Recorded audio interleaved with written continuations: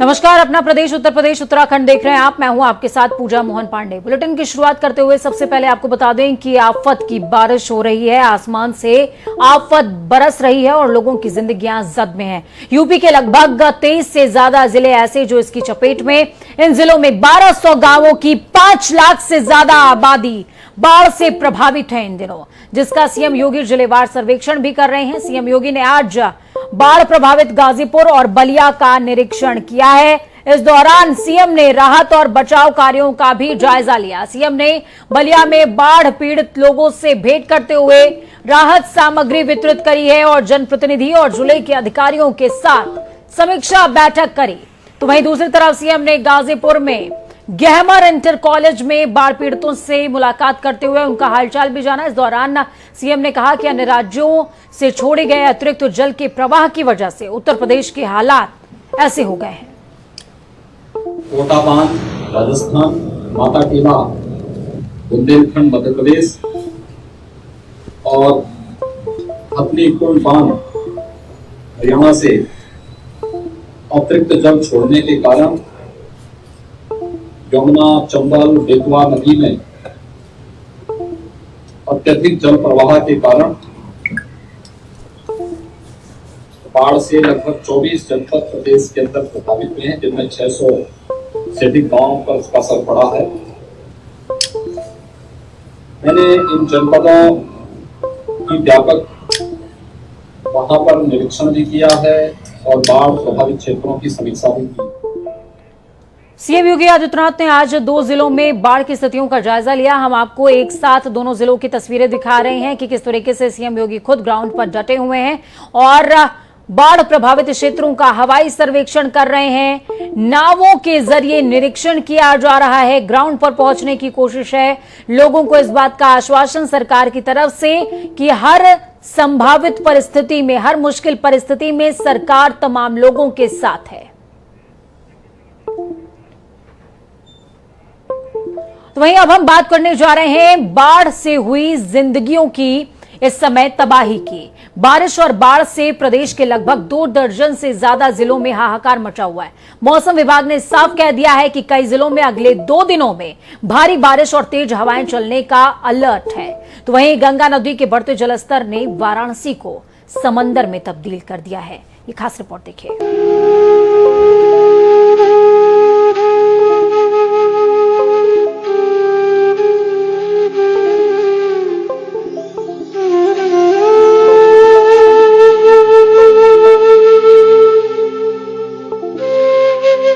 ये उत्तर प्रदेश की तबाही का मंजर है साहब, जो इंद्रदेव की दरियादिली से आया है। घर तबाह हो चुके हैं, जिंदगियां मुश्किल में फंसी हुई हैं। मासूम किसी तरह इस बाढ़ से निकलकर बच जाने की उम्मीद में चल रहे हैं। दूर दूर तक रहने खाने का कोई ठिकाना नहीं है। झुग्गी और टेंट बनाकर लोग रहने को मजबूर हैं। बाढ़ अपनी जद में लेने को आमादा है।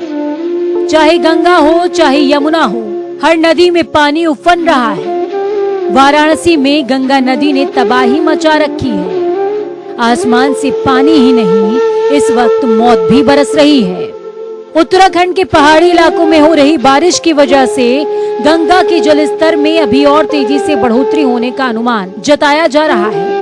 वाराणसी में गंगा का जलस्तर बढ़ता है तो पलट प्रवाह के कारण वरुणा में बाढ़ आ जाती है। इसी के चलते हर एक वर्ष कोनिया, नक्की घाट, उचवा, सिंधुआ घाट सहित आसपास के अन्य इलाकों में 350 से ज्यादा घर बाढ़ की जद में आ जाते हैं। वाराणसी में मां गंगा भागीरथी ने हाहाकार मचा दिया है। खतरे के निशान से लगभग 1 मीटर ऊपर बह रही है और 2 सेंटीमीटर प्रति घंटे की रफ्तार से गंगा में बढ़ोतरी दर्ज की जा रही है, जो केंद्रीय जल आयोग का मानक है। मैं फिगर के माध्यम से दिखाना चाहूंगा कि वाराणसी के हालात इस समय क्या है, कितने घर जद में है, लोग कैसे इंतजार कर रहे हैं अपने ऊपर आने का। कहीं न कहीं वाराणसी की जो स्थिति है काफी बद से बदतर हो गई है और राहत सामग्री व तमाम चीजों के लिए जिला प्रशासन पूरी मशक्कत कर रहा है, मेहनत कर रहा है। देखिए कैसे घर डूबे हुए हैं। पूरा फिगर आपको दिखाना चाहेंगे कि पूरे घर, लगभग ये 500 घर हैं, लगभग 1400 ऐसे परिवार हैं जो गंगा की जद में गोमती की जद में आ चुके हैं और डूबे हुए हैं। लाइट सप्लाई बंद कर दी गई है। जनरेटर के माध्यम से लोगों को उजाला दिया जा रहा है। जिला प्रशासन भूसा, राहत सामग्री, तमाम चीज किसानों को पहुंचाने का प्रयास कर रहा है। लगभग 22 किलोमीटर के एरिया में वाराणसी की जो ग्रामीण तलहटी इलाके हैं वो हाहाकार मचे हुए हैं। गंगा नदी ने वाराणसी के लगभग 22 किलोमीटर तक के ग्रामीण इलाकों में हाहाकार मचा रखा है। केंद्रीय जल आयोग की रिपोर्ट के हिसाब से यहां गंगा नदी खतरे के निशान से 1.60 मीटर ऊपर बह रही है, जिससे गंगा नदी का जल स्तर 72.26 मीटर पहुंच गया है। वाराणसी में बाढ़ की स्थिति का जायजा प्रधानमंत्री नरेंद्र मोदी भी जिला प्रशासन से ले चुके हैं। पीएम ने बाढ़ पीड़ितों तक राहत सामग्री और हर संभव मदद करने के निर्देश दिए हैं। तो वहीं मुख्यमंत्री योगी आदित्यनाथ ने भी बीते दिन वाराणसी में बाढ़ क्षेत्रों का सर्वेक्षण किया। सीएम योगी पहले हवाई सर्वेक्षण करते हुए हेलीकॉप्टर से बाढ़ की स्थिति देखते नजर आए। उसके बाद एनडीआरएफ की नाव से बाढ़ का हालात जानते हुए पीड़ितों तक जा पहुंचे। सीएम ने बाढ़ पीड़ितों को अपने हाथों से राहत सामग्री भी वितरित की है। हालांकि सूबे में अभी बारिश से राहत मिलने वाली नहीं है। मौसम विभाग की रिपोर्ट कहती है कि अगले 2 दिनों में उत्तर प्रदेश के 23 जिलों में भारी बारिश होने की संभावना है। 51 किलोमीटर प्रति घंटे की रफ्तार से तेज हवाएं चल सकती हैं। 13 जिलों में 60 से 80 तक बरसात हो चुकी है। नदियों में बढ़े जलस्तर और बारिश की वजह से प्रदेश में 951 जगह बाढ़ जैसे हालात हो गए हैं। मौसम विभाग के मुताबिक अभी 2 दिन और प्रदेश के कई जिलों में भारी बारिश के अनुमान है। ऐसे में लोगों पर छाए बाढ़ के संकट से जल्द राहत मिलने की उम्मीद नहीं दिख रही है। जनता टीवी के लिए वाराणसी से धर्मेंद्र चौबे और डेस्क से विशाल त्रिपाठी की रिपोर्ट।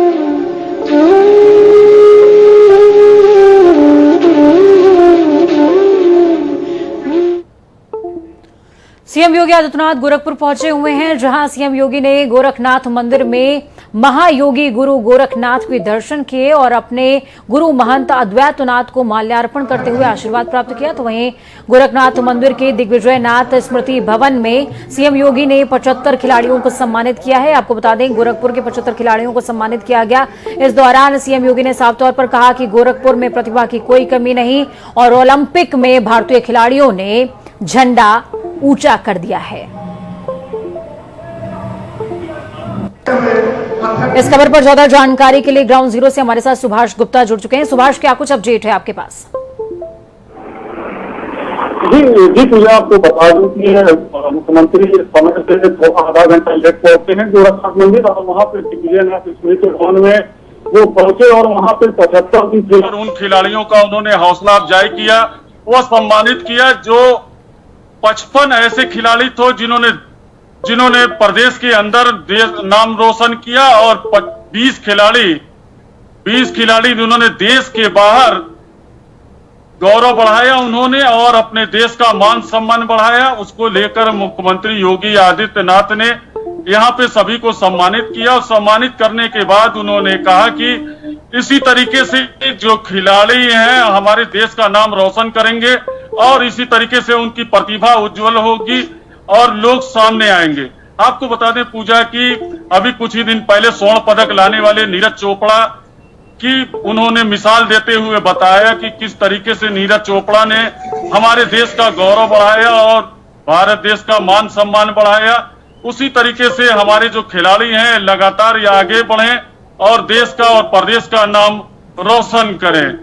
आपको बता दें पूजा की अब से थोड़ी देर बाद मुख्यमंत्री योगी आदित्यनाथ मंदिर में ही विश्रामालय में जाएंगे और रात्रि विश्राम करेंगे और कल सुबह उनका कार्यक्रम 10 बजे गोरखपुर के कैंसर हॉस्पिटल में है, जहां पे वो एक मल्टीप्लर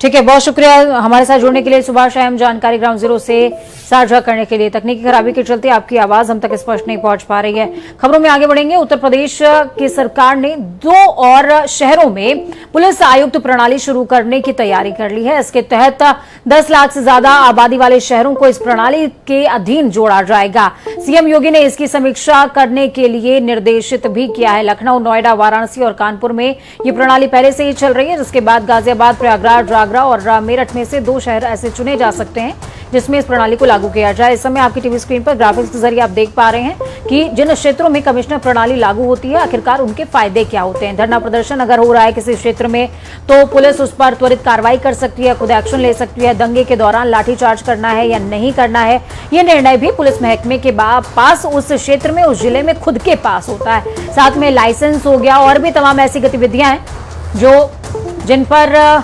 कंट्रोल हो जाता है महकमे का खुद के स्तर पर।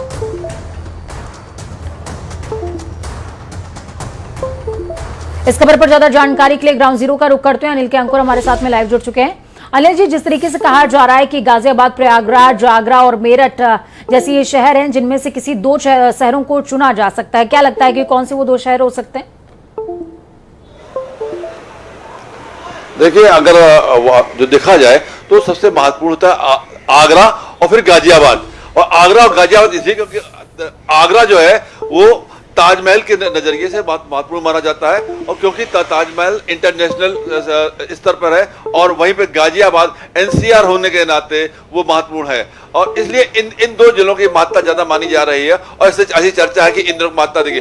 और एक बात अब मैं और ऐड ऑन करना चाहूंगा कि जिस तरीके से कमिश्नरी जरूरती है, कमिश्नरी जब पुलिस कमिश्नरी होती है तो वहां पे जो कलेक्टर होता है, कलेक्टर के अधिकारों की कटौती हो जाती है, और पुलिस को न्यायिक आदेश भी, जो मजिस्ट्रेटी अधिकार होते हैं वो पुलिस को मिलना शुरू हो जाते हैं, और उसमें होता है कि इजी हो जाता है पुलिस को अपनी पुलिसिंग करने में। लेकिन इसका दूसरा स्वरूप ये भी आता है, दूसरा पहलू ये भी आता है कि जो पुलिस है वो अपनी दबंगई ज्यादा करने लगती है, क्योंकि उसके ऊपर निरंकुश अंकुश नहीं रहता, वो निरंकुश तरीके से काम करती है। ऐसी कई घटनाएं लखनऊ में और मेरठ में देखने में आई, तो नोएडा में देखने आई। तो ऐसी स्थिति में जो पुलिसिंग की व्यवस्था है उसको ठीक करने के लिए ये कमिश्नरेट निश्चित रूप से अच्छी है, लेकिन जरूरत इस बात की भी समझी जा रही है क्योंकि आगे आने वाले समय में यूपी के पुलिसिंग को रिफॉर्म किया जाएगा, फिर पुलिस कमिश्नरेट में उसको। ठीक है, बहुत शुक्रिया हमारे साथ जुड़ने के लिए, अहम जानकारी ग्राउंड जीरो से साझा करने के लिए। तो आपने देखा और समझा कि क्या कुछ फायदे हैं अगर कमिश्नरी लागू हो जाती है तो पुलिस प्रशासन को सीधे तौर पर कुछ अधिकार प्राप्त हो जाएंगे। हालांकि कुछ जगहों पर इन अधिकारों का दुरुपयोग भी देखने को मिला है। स्टार्टअप डॉक्टरों की सामाजिक पहल स्वस्थ घर तक के बेड़े में आज 11 बसें शामिल की गईं। इन बसों को राज्यपाल आनंदीबेन पटेल ने हरी झंडी दिखाते हुए रवाना किया। ये बसें आगरा, अलीगढ़, मेरठ, मथुरा और वाराणसी में लगभग 2.7 मिलियन आबादी को कवर करने वाली हैं। ये सारी बसें थर्मल स्कैनर, ऑक्सीमीटर और ईसीजी मशीनों से लैस होने वाली हैं। तो वहीं बसों को रवाना करने के बाद राज्यपाल आनंदीबेन पटेल ने कहा कि डॉक्टरों की स्वस्थ घर तक जैसी एक नेक पहल को हरी झंडी दिखाना एक शानदार एहसास है।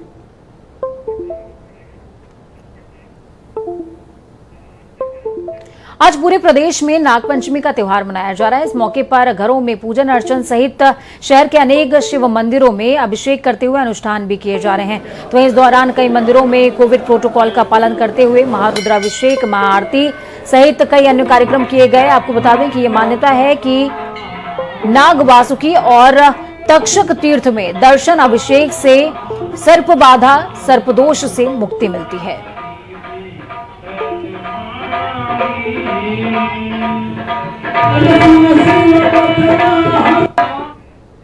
नाग पंचमी यानी कि नागों की उत्पत्ति का दिन। सावन मास के शुक्ल पक्ष की पंचमी तिथि को नागवंश का उदय हुआ था। मान्यता ये कहती है कि नाग पंचमी के दिन ही नाग देवता के दर्शन करने से काल सर्प दोष दूर हो जाता है। धर्म की नगरी काशी के जैतपुरा के नवापुरा क्षेत्र में एक ऐसा कुआं है जहां दर्शन मात्र से सभी पापों का शमन हो जाता है। एक खास रिपोर्ट देखिए।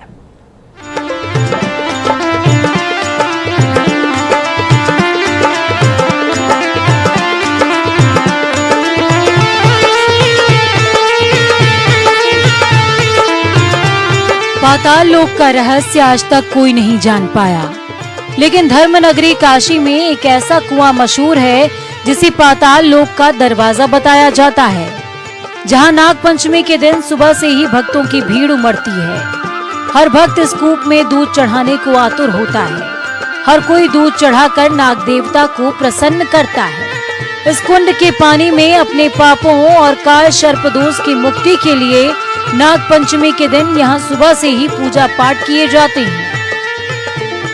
ये स्थान महर्षि पतंजलि की तपोस्थली है, उनकी कर्म भूमि रही है और इस स्थान पे महर्षि पतंजलि जी ने योग सूत्र की रचना की है और कई भी महाभाष्य इत्यादि कई ग्रंथों की भी रचना की है। इस कूप में कुंड के अंदर उनके द्वारा स्थापित एक शिवलिंग भी है, जिसका वर्ष में एक बार नाग पंचमी से पूर्व दर्शन व श्रृंगार पूजन का आयोजन होता है। तो यह स्थान विशेष करके नाग पूजन के लिए है और जिस भी जातक को काल सर्प दोष नामक दोष होता है उसकी शांति का एक विशेष स्थान काशी में मेन है। वैसे तो मंदिर साल भर खुला रहता है, लेकिन नाग पंचमी के दिन इस मंदिर में दर्शन करने से सभी पापों का शमन होता है। करकोटक नाग तीर्थ के नाम से जाने जाने वाले इस जगह पर नाग वंश की महर्षि पतंजलि ने व्याकरणाचार्य पाणिनि के भाष्य की रचना की थी। मान्यता ये भी है कि इस कूप का रास्ता सीधे नागलोक को जाता है। इस कूप की सबसे बड़ी महत्ता ये है कि इस कूप में स्नान और पूजा मात्र से ही सारे पापों का नाश हो जाता है। नाग से संबंधित काल सर्प दोष से संबंधित या कोई भी पीड़ा है तो इस दिन आज के दिन में यहाँ पर दर्शन किया जाता है और ऐसी मान्यता है कि यहाँ पर तांबे का नाग नागिन की पूजा होती है, तांबे से या चांदी से, ऐसे तांबे से भी। और यहाँ पर बगल में ही एक नागकूप है और ऐसा कहा जाता है उस नागकूप में प्राचीन काल में उसी से एक रास्ता जो है पाताल लोक में निकलता है। तो इसका महात्म्य है और हम लोग हर साल प्रतिवर्ष यहाँ आते हैं दर्शन करते।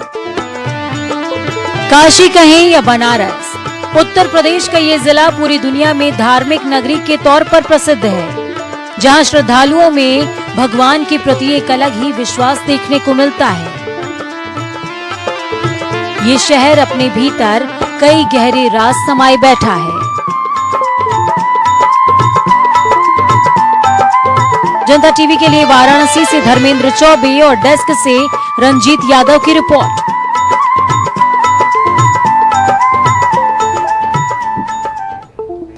तो खबरों में आगे बढ़ेंगे, रुख होगा देवभूमि का। उत्तराखंड विधानसभा के मानसून सत्र की अधिसूचना जारी हो गई है। 23 अगस्त से लेकर के विधानसभा सत्र का आगाज हो जाएगा, जिसकी तैयारियों को लेकर के विधानसभा अध्यक्ष प्रेमचंद अग्रवाल ने समीक्षा बैठक करी।